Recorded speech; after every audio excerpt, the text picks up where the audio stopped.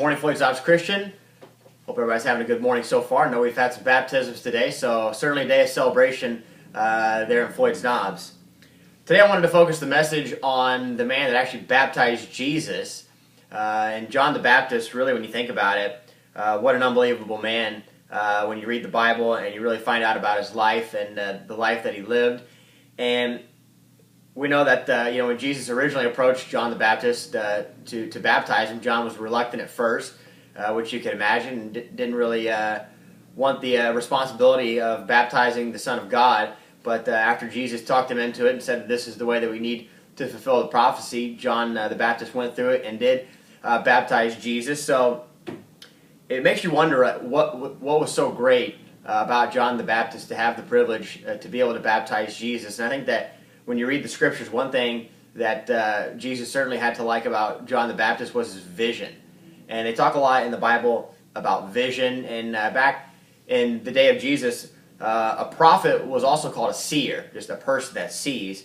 And I think that one common trait that I've seen with a lot of people that hold a strong Christian faith is the fact that they can see things in the big picture.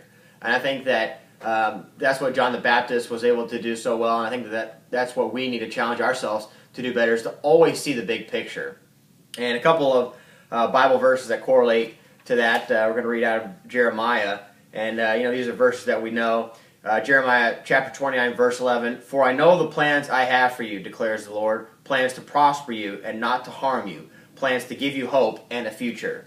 And another reading from Jeremiah chapter 17, verse 7, "But blessed is the man who trusts in the Lord, whose confidence is in him."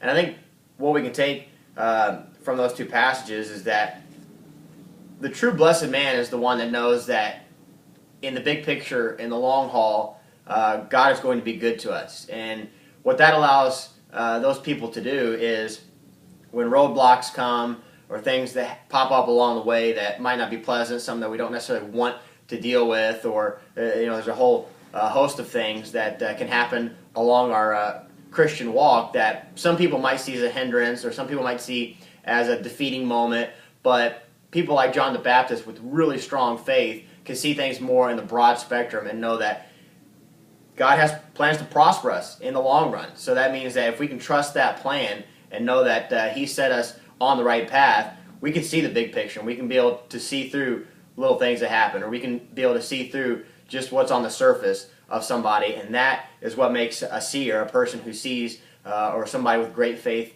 for Jesus. So I think that we can all take a little bit out of the notebook from John the Baptist and really challenge ourselves to see things with that godly wisdom and know that it's all part of a greater plan, and we can follow along with that. So I know it's been a great day with the baptism so far, and as we go to the communion table, hope that we can really remember and relish what our Savior has done for us.